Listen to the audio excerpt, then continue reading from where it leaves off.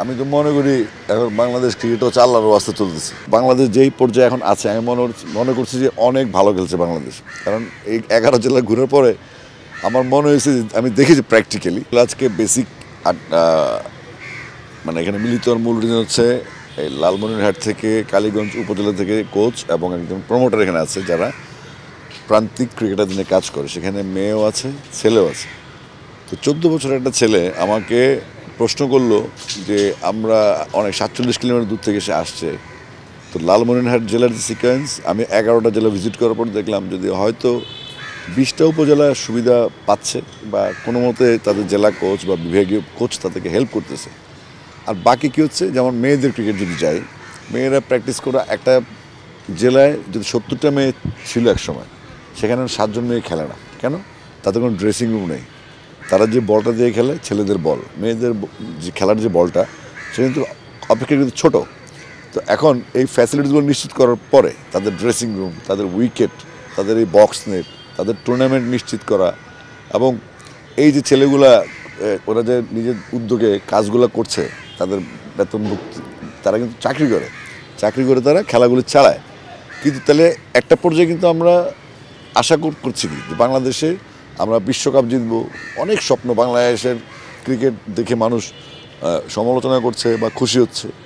Ultimately আমাদের এই গত বাংলাদেশ যেই পর্যায়ে এখন আছে আমি মনে করছি যে অনেক ভালো খেলছে বাংলাদেশ। কারণ এই 11 জেলা ঘুরার পরে আমার মনে হয়েছে যে আমি দেখেছি প্র্যাকটিক্যালি যে কোনো রকম কোনো ফ্যাসিলিটিস তো নাই, মাঠ তো বাদে দিলাম, একটা ন্যূনতম যে বল, ব্যাট, প্যাড, গ্লাভস এবং তাদের টুর্নামেন্ট সারা বছর খেলার যে প্রক্রিয়াটা, তারা ম্যাচ খেলতে পারে না।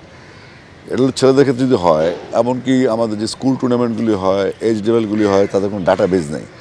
তো এই যে নিজের উদ্যোগে সারা দেশে একাডেমিগুলি যে চেষ্টাটা করে যাচ্ছে, তো বিসিবি আমরা যেটা চাচ্ছি সেটা হচ্ছে ডিসেন্ট্রালাইজ করা খেলাটাকে।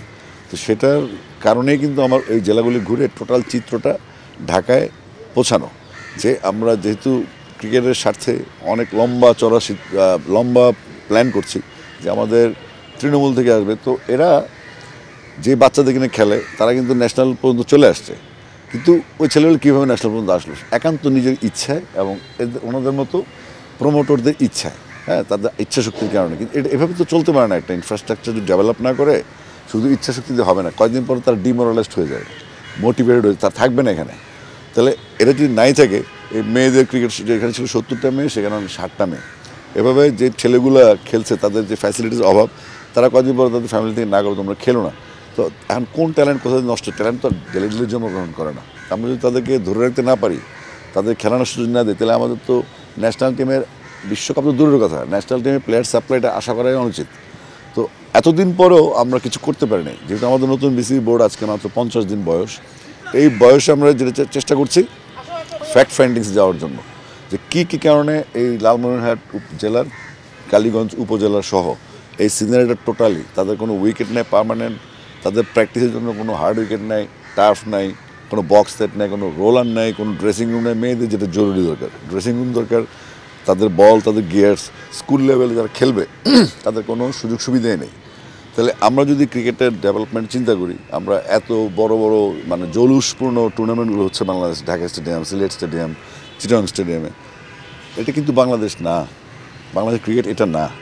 আমাদের ক্রিকেট যেখানে থেকে জন্ম সেখানে কিন্তু মৃত্যু হচ্ছে।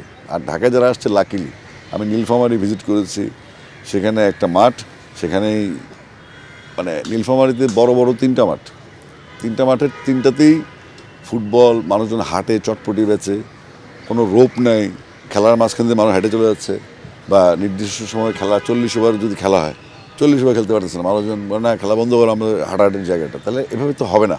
আমরা ঢাকা থেকে বসে বসে ন্যাশনাল টিম নিয়ে ভাববো, বাংলাদেশ বোর্ড কিছু করতে পারছে না, বাংলাদেশের ক্রিকেটারদের খেলাধুলো বন্ধ করে দেওয়া হচ্ছে, নানা রকম কথা বলি।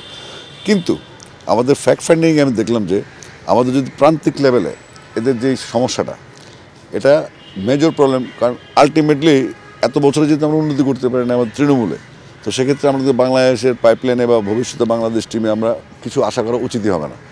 সেই সমস্যাগুলো নিয়ে আজকে আমি আমাদের গেম ডেভেলপমেন্টের ডিরেক্টর ইশতিয়াক সাদিক ভাই, আমাদের শানিয়ান তামিম লজিস্টিকের এবং আমাদের বুল ভাইয়ের অনুমতিক্রমে আমি কালকে এই দুজনকে টিকিট দিয়ে লালমনিরহাটে নিয়ে এসেছি আজকে, কারণ এই সমস্যাটা ওদের মাধ্যমে প্রকাশিত হলো, এই সমস্যাটা সারা বাংলাদেশে।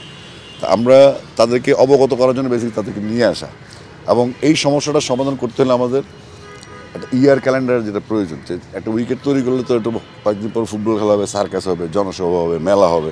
এইভাবে তো আসলে খেলাটা হবে না। আপনি রেজাল্ট চাইবেন, কিন্তু আপনি আপনাদের প্রান্তিক প্লেয়ারদেরকে সুযোগ সুবিধা দিতে পারবেন না সক্ষমতা থাকা সত্ত্বেও। তাহলে এই সমস্যাটা যেন ঢাকা পর্যন্ত পৌঁছায় এবং এখান থেকে একটা সলিউশন রাস্তা বের হয়, সেই নিমিত্তে কিন্তু তাদেরকে ডেকে নিয়ে আসে। এবং আপনাদের যাদেরকে আমি বলেছি যে এই সমস্যাটা তোমরা নিজের মুখ থেকে বলো, আমার তো আজকে আসলে গত কয়েকদিন রোদে বৃষ্টিতে 8টা জেলা অনেক দূরে দূরে তো রংপুরের, তা আমি আসলে গলায় ভেঙে গেছিলাম, স্বর ভেঙে গেছে। তারপরে আমি আয়ুল ভাই সুমনকে থ্যাঙ্কস, যে ব্যস্ত সময় পার করে আমাকে সময় দিচ্ছে হেল্প করার জন্য, কারণ সুমনও কুষ্টিয়া থেকে আসছে, সেও নির্মাণ ক্রিকেটের মাধ্যমে কোচ মসিউদ্দিন আহমেদ মন্টুর হেল্পে আজকে আয়ুল ভাই সুমন, আমরা তাকে চিনি তাই না? আমি চিনি, আমি তাকে গরিবাগের বাসা থেকে নিয়ে গেছি কুমিল্লায় খেলতে সেই 88 সালে। তাহলে এখনও যে 88 ঘটনা ঘটে 2025 সালে এসে, তাহলে সেটা তো মানা যায় না। 12 বছর আর 25 বছর, 37 বছর। তো 37 বছর বয়সে আমরা কোনো মাঠ করতে পারলাম না, এদের মধ্যে একটা অনিশ্চয় ঠেলে দিলাম, আবার আমরা রেজাল্ট আশা করবো। এটা কিন্তু বৈপরীত্যের সংমিশ্রণ, এটা আমি দিচ্ছি না কিন্তু চাচ্ছি।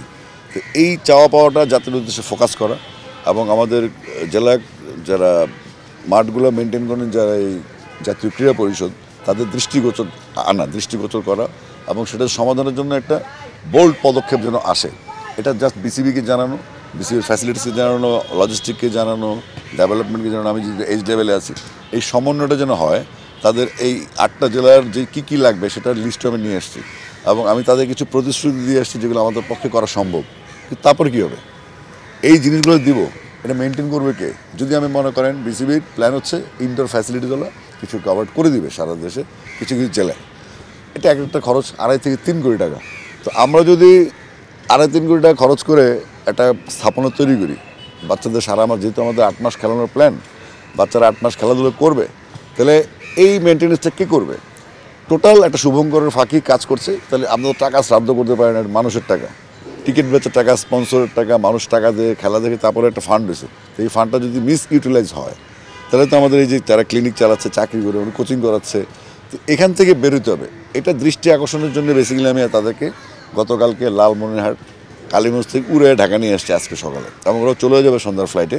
কারণ ওদের বক্তব্যগুলো আমাদের মূল জায়গায় পৌঁছানোর উদ্দেশ্য হচ্ছে আজকের এই অ্যারেঞ্জমেন্টটা আর কি। এবং আমি সবাইকে বলিও নেই, আমি বলছি যে জিনিসটা ফোকাসড হোক, তারপর আপনারা যেন অনুসন্ধান করেন যে আপনাদের জেলা লেভেলে যে উপজেলা লেভেলে যে প্রতিনিধিগুলো আছে তাদেরকে একটু অ্যাক্টিভ করেন। আমরা মিডিয়াকে ইউজ করতে চাই বাংলাদেশের ক্রিকেটের কল্যাণে, বাংলাদেশের খেলাধুলার কল্যাণে। আপনারা এখান থেকে তাদেরকে জিজ্ঞেস করবেন যে আসলে কী হচ্ছে ওখানে। এই আপনাদের আগ্রহটা কিন্তু আমাদের সবচেয়ে আরও ইজিয়ার হবে মানুষকে পৌঁছানো, প্রশাসনকে পৌঁছানো, যারা দায়িত্বে আছেন এই খেলাধুলার দায়িত্বে, তাদের দায়িত্ববোধটাকে আরও এস্টাবলিশ করার জন্য আমরা আজকে এই প্রয়াসটা, আর কিছু না। তো এই সমস্যাগুলো সমাধানের ক্ষেত্রে বিসিবি আন্তরিক, আমি নিজে দায়িত্ব নিয়ে কাজ করছি, আমাকে ব্ল্যাঙ্ক চেকও দেওয়া আছে, আচ্ছা তুমি দেখো, গিয়ে দেখো কী করা যায়। তো আমি যে করবো একটা উইকেট বানাতে বগুড়া থেকে মাটি আনতে হয়, আজকে দিলেন আপনি সাপোজ কুমিল্লা লিগ 12 তারিখ শুরু হয়েছে, 24 তারিখ আবানি মামলানের খেলা ফুটবল, তাহলে আজকে 88 সাল থেকে টার্ফ উইকেট ম্যাট উইকেট কিন্তু নাই। তাহলে কুমিল্লার মতো একটা জেলায় এখন ম্যাট উইকেটে খেলা হচ্ছে। তো এগুলিতে আসলে উন্নতির লক্ষণ না। আপনি ওখানে গোড়ায় কোনো সমস্যার সমাধান না করে আপনি ন্যাশনাল টিমের প্লেয়ার কীভাবে আশা করেন? তারপরে যদি আপনি টেস্ট স্ট্যাটাসের চিন্তা করেন যে স্ট্যাটাস পাওয়ার বাংলাদেশে টেস্ট কী উন্নতি হলো, জেলা ভিত্তিক, উপজেলা ভিত্তিক, জেলায় তাও একজন কোচ থাকে। এখন বোর্ড নতুনভাবে সিদ্ধান্ত নিয়েছে জেলা কোচদের টিএডিএ দেওয়া হবে, তারা যেন উপজেলাগুলো ভিজিট করে। এটা একটা পজিটিভ সাইড, এর নতুনভাবে সিদ্ধান্ত নেওয়া হয়েছে। বিভাগীয় কোচ তিনি সমস্ত জেলাগুলি ঘুরেন। গতকালকে আমি ময়মনসিংহ বিভাগের কোচ জাকির ভাইয়ের সাথে কথা বলেছি যে আমরা জামালপুর, শেরপুর, নেত্রকোনা এবং কিশোরগঞ্জ ভিজিটে যাব। তো সেক্ষেত্রে কী করা, প্রথমত হচ্ছে প্রশাসনের আন্ডারে যে তারা তো অসহায়, তারা তো সব খেলা তাদেরই খেলা, সব খেলা আমাদেরই খেলা। তো এই জিনিসগুলো ফোকাস করার জন্য বেসিক্যালি আজকে এদেরকে নিয়ে আসা, তাদের কথাগুলো শোনার জন্য। তো যেহেতু আমি কথা বলতে চাইনি, কিন্তু আলটিমেটলি কথাটা বলতে হচ্ছে, যেহেতু আমি দেখে আসছি জিনিসটা। তো আপনার কাছে অনুরোধ থাকবে, এই আপনাদের যে প্রত্যেকটা রুট লেভেলে আপনাদের প্রতিনিধি আছে, তা আপনারা একটু সময় দেন, সময় দিয়ে এদেরকে হেল্প করেন। এই ধরনের সংগঠনগুলো তাদের জীবন দিয়ে দিচ্ছে কিন্তু এখানে, কিন্তু যখন দিন শেষে তারা আশাহত হয়, তাহলে ফাইনালি কিন্তু বাংলাদেশ কোনো ফলাফল পাবে না। এই জিনিসগুলো নিয়ে আজকে তাদেরকে আমি নিয়ে আসছি, আর কি। Well done, side by side, free. আমি তো মনে করি এখন বাংলাদেশ ক্রিকেটও চাল্লারও আস্তে চলতেছে। আমাদের এই যে ঢাকায় আসার পরে প্লেয়াররা তো হোপ পায়, বিসিবি আমাদের হেল্প করছে, মেডিকেল হোক, ট্রেনিং হোক, গিয়ার্সে হোক, প্র্যাকটিস ফ্যাসিলিটিস হোক। তাহলে আমরা যদি আসলে আমাদের উন্নতি চাই তাহলে তো আমাদেরকে উপজেলা ধরতে হবে। কারণ আপনি বাংলাদেশে কয়টা প্লেয়ার ঢাকা শহর থেকে আসছে আপনি একবার খুঁজে দেখেন, বা জেলা থেকে আসছে, সব কিন্তু প্রত্যন্ত এলাকা থেকে আসে। তাহলে আমরা যদি সত্যিকার অর্থে ক্রিকেটের ডেভেলপমেন্টে চাই সেক্ষেত্রে মাঠের যে ইস্যুটা হয়তো কালকে সমাধান হবে না, কিন্তু আমরা একটা ইয়ার ক্যালেন্ডার তৈরি করতে পারি যে এই 4 মাস ফুটবলটা হবে, এই 3 মাস ক্রিকেটটা হবে। একটা বাচ্চা যদি ম্যাচ খেলতে না পারে, একটা মেয়েকে যদি ছেলেদের বল দিয়ে খেলতে হয়, একটা মেয়েকে যদি ছেলের সাথে ড্রেসিং রুম শেয়ার করতে হয়, আপনি চাইবেন উন্নতি, কিন্তু আমাদের কোনো ফ্যাসিলিটিস নেই। আমি কোনো কিছু আশা করি না, আমি আশা করছি যে এই উপজেলা থেকেই শুরু হবে। কারণ প্রত্যেকটা উপজেলা একটা মিনি স্টেডিয়াম থাকার কথা। ওই মিনি স্টেডিয়ামটা তাহলে কী কাজে ব্যবহার হচ্ছে? আর ওদের তো মিনি স্টেডিয়ামও নেই এই কালীগঞ্জে, এরকম অনেক জায়গায় নেই। তো গভর্নমেন্ট যেখানে সিদ্ধান্ত নিয়েছে প্রায় 150 মতো সিনথেটিক টার্ফ নিয়ে আসবে, তো টার্ফগুলো যে বসাবেন আপনি, আউটফিল্ডের কী হবে? যেখানে রোপ নেই, স্কোরবোর্ড নেই, আম্পায়ার্স নেই, আম্পায়ার্স রিফ্রেশ কোর্স করা হচ্ছে কিন্তু সাফিসিয়েন্ট খেলা যদি চালাতে চান, ওই অপারেশনাল অ্যাক্টিভিটিস করানোর জন্য তো আমাদের সাফিসিয়েন্ট লোকবল নাই। তাহলে এগুলো তৈরি করতে হবে, এই জন্য আমি গোড়ায় ঢুকেছি। ইনফ্যাক্ট আমাদের রুট লেভেলটাকে যদি আমরা তুলে না করতে পারি তাহলে আমাদের ক্রিকেট থেকে কিছু আশা করা উচিত না। আমি ঘোরার ফলে আমি জাস্ট তাদেরকে অবহিত করার চেষ্টা করেছি বিসিবিকে, এবং সুমনরা যেভাবে এসছে বাংলাদেশ ক্রিকেটে, সেই চলমান প্রক্রিয়া থেকে বেরোতে হবে আমাদেরকে। সবাই কিন্তু ফাইট করবে না, এখন অনেক হার্ড লাইফ। একটা সময় প্যাশনেট ছিল যে আমি খেলবই, যা হোক আমি খেলবই, কিন্তু এখন বাচ্চারা চলে যাবে, অপশন অনেক হাই, অনেক জায়গায় চলে যাওয়ার সুযোগ আছে। তো সেইগুলো থেকে বের হওয়ার জন্য বেসিক্যালি আজকে ওদেরকে আমি লালমনিরহাটে নিয়ে আসছি, যেন বিসিবি ব্যাপারটা জানে, তারপর আমরা বিসিবি কর্মপদ্ধতি নির্ধারণ করবো আসলে কী করা উচিত এটি।